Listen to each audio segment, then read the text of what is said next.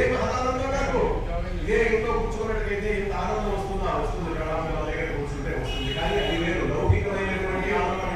ఇది పారమార్థికమైనటువంటి ఆనందం. ఈ ఆనందాన్ని నువ్వు పొందుతున్నావు అంటే ఈ చెప్పడం వల్ల నీకు అదే లాభం. దాని మీదది ఏమొచ్చిందనేటటువంటి అది బోనస్.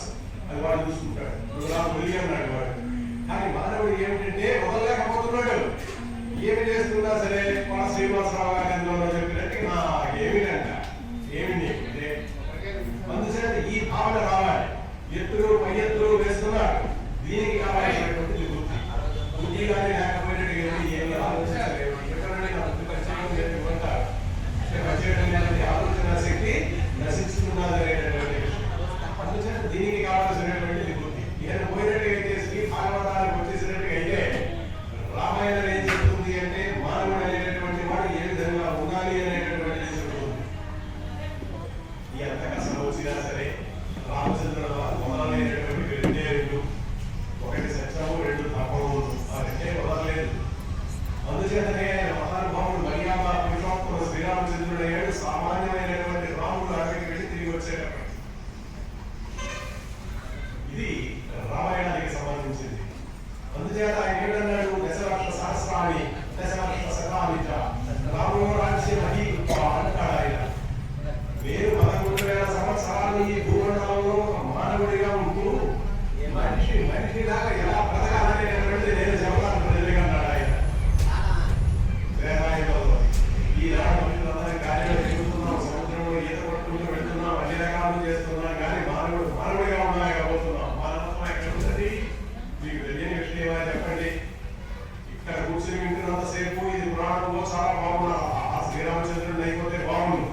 ఇది వదిలేసి వెంటనే అక్కడికి వెళ్ళిపోయిన వెంటనే వెళ్ళి మొదలే లౌకికంలో పడిపోవడం తప్పదు. శాస్త్రం కూడా లౌకిక వ్యవహారాలు మాట్లాడుతుంది కానీ లౌకికలు జీవించద్దని కానీ ఎక్కడ చెప్పలేదు. కానీ దానికి ఒక ఖరీదు ఉన్నది, ఒక హద్దు ఉన్నది. అందుచేతని మానవుడిగా ఎలా బ్రతకాలి అనేటటువంటి శ్రీరామాయణం చెప్తే మానవుడు ఏ విధంగా ఉండకూడదు అనేటటువంటిది మహాభారతం చెబుతుంది. అందులో చూసినటువంటివన్నీ కూడా ఏ పాత్ర మీరు చూడండి చతుష్టయం చేస్తారు. లేకపోతే అయితే ఎంత ధర్మంగా పెరిగినటువంటి భీష్మాచార్యుల వారు కూడా ఒక సందర్భంలో నోరు కదలకుండా ఉండిపోతాడు. ద్రౌపది వస్త్రాపహరణం జరుగుతున్నటువంటి సమయంలో ద్రౌపది అడుగుతుందన్నమాట సభకు వచ్చేసి, ఏమిటి ఇంతమంది పెద్దలు ఉన్నారు, నేను కుటుంబాంలో యొక్క ఇంటికి మొత్తం సామ్రాజ్యానికి పెద్దకోవడంలే నేను, అటువంటి నన్ను ఇక్కడ తీసుకొచ్చి నిరసన చేయడానికి ప్రశ్నించుతున్నారు మీరందరూ ఉన్నారు.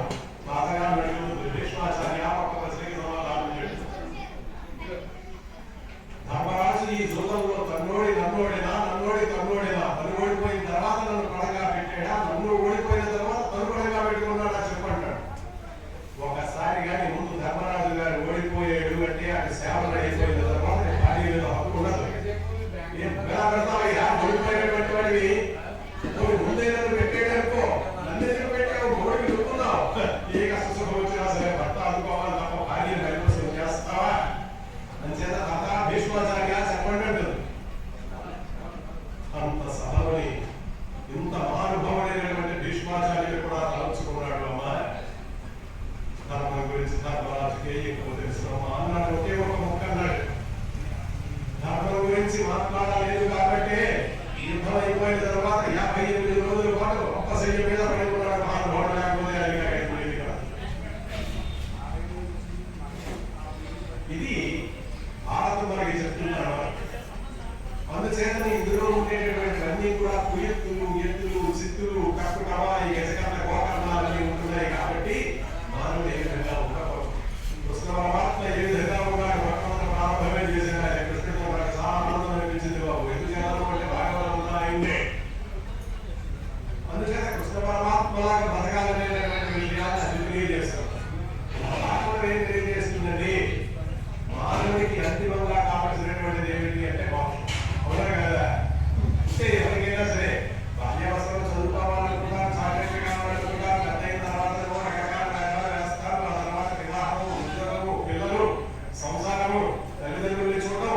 ఈ లోపల రిటైర్మెంట్ ఏది వచ్చేస్తుందో 50 సంవత్సరాలు కాడు కదలు చేతులు కదలు ఆ స్థాయికి వచ్చేసిన తర్వాత అమ్మా జీవితం అంతా వేస్ట్ అయిపోయిందిరా. ఒక్కనాడైనా సరే ఈశ్వరుడు ఎదుర్కొన్నానే కూర్చోలేదే, చీడిగుమ్మ ఎదుర్కొంటారు. ఈ అనిపించడానికి కారణం ఏమిటంటే వాడికి ఏదో మనసులో ఉంది. ఏమిటా ఉండేటటువంటిది? పరమేశ్వర అనాయాసైన మరణం వినా దైన్యైన జీవితం దేహాంతే తన సాహిత్యం దేహిమే పరమేశ్వర పడిపోయి కనిపిస్తుంది. ఏనాడు నా చెయ్యి ఎవరి దగ్గరికి వెళ్ళి దేహి రూపాయి అన్నం పెట్టాలని నేను అనుకోవడానికి వీలు లేకుండా అనాయాసైన చెప్తూ పెట్టుకొని తీసుకెళ్ళి అందరికన్నా అదృష్టమైనటువంటి చాలా ఎవరంటే హార్ట్ అటాక్ వచ్చినటువంటి వాళ్ళండి. నన్ను క్షమించండి అనుకోకండి, కానీ మాట్లాడుతూ వెళ్ళిపోతున్నారు. అక్కడి నుంచి కావాల్సినటువంటి ఏమిటండి? మళ్ళీ ఎలా బ్రతికేటటువంటిది కాదు, ఎలా పోయేటటువంటిది ముఖ్యమైనటువంటిది. ఎందుచేతంటే 60 సంవత్సరాలు దాటేసి పిల్లలు కొడుకులు కోడళ్ళు మనవలు మనవాళ్ళు అందరూ వచ్చేసిన తర్వాత ఆయన కనిపించేటటువంటిది అదే చాలు. ఇంకేమిటి నేను చూస్తాను, సంపాదించాను, ఇంత సంసారం ఇచ్చాను, వాళ్ళందరికీ నీకు అట్ట పెట్టాను, ఈ ఆఖరికి వాళ్ళ దగ్గర కూర్చుంటాను. ఎవరి దగ్గరికి కూడా ఒక రూపాయి కోసం చేయాల్సకూడదు, ఒక పిల్లడి అందరి కోసం చేయాల్సకూడదు, ఒక సాయం కోసం చేయాల్సకూడదు. నేను చూస్తూ నిన్నే చూస్తూ ఉన్నాను. ఇది ప్రసాదించేటటువంటి దాన్ని మోక్షం అంటాం. మానవుడికి కావాల్సినటువంటి జ్ఞానం పొందాలి. అజ్ఞానంలో ఉన్నాం, జ్ఞానం పొందాలి. జ్ఞానం పొందితే ఏమిటి? జ్ఞానం నుంచి వచ్చేటటువంటిది వైరాగ్యం వస్తుంది. వైరాగ్యం అంటే ఏమిటి? అడవిలోకి వెళ్ళిపోమంటారా? పిల్లలతో ఉన్నానండి, ఇదాన్ని విశాఖపట్నం నుంచి వచ్చి మనందరికీ